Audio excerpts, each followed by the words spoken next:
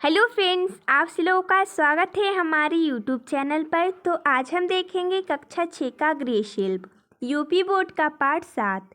पाठ का नाम है सिलाई कला।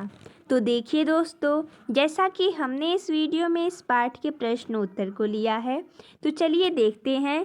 प्रश्न नंबर 1 है, निम्नलिखित कथनों में सत्य के सामने सही तथा असत्य के सामने गलत का चिन्ह लगाइए।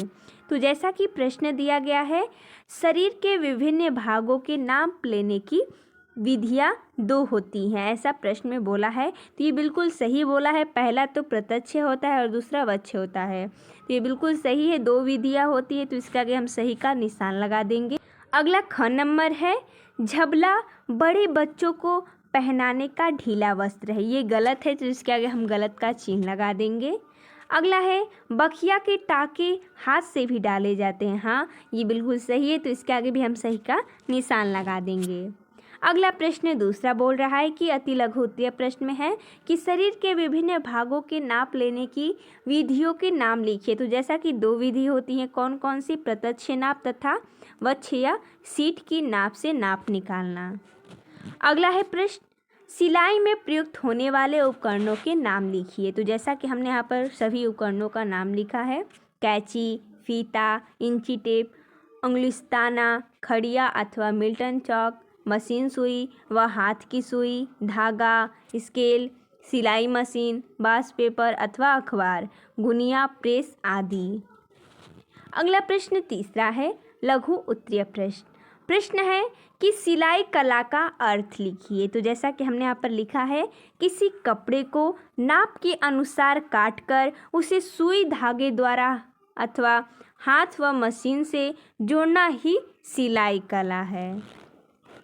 अगला है, सिलाई की आवश्यकता क्यों पड़ती है? इसका उत्तर हो जाएगा, घर में कभी भी सिलाई का काम निकल आता है, जैसे कि वस्त्र का कहीं से कट जाना, सिलाई खुल जाना, चूहों द्वारा काटा जाना आदि।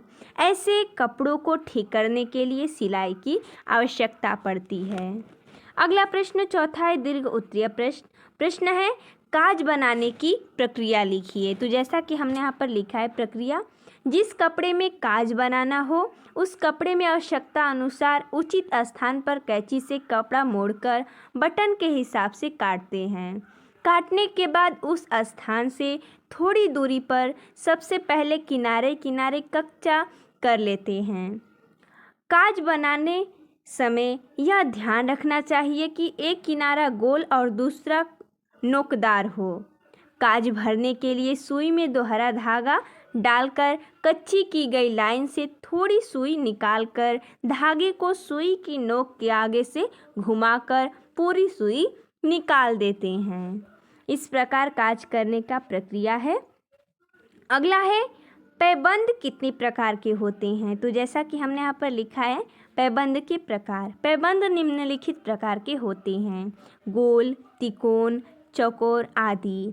जिस आकार में कपड़ा फटा हो उसी आकार में पैबंद यानी पैच बंद लगाना चाहिए। तो देखिए दोस्तों, जैसा कि इसमें इतना ही प्रश्न दिया गया था। तो मिलते हैं तब तक के लिए धन्यवाद दोस्तों।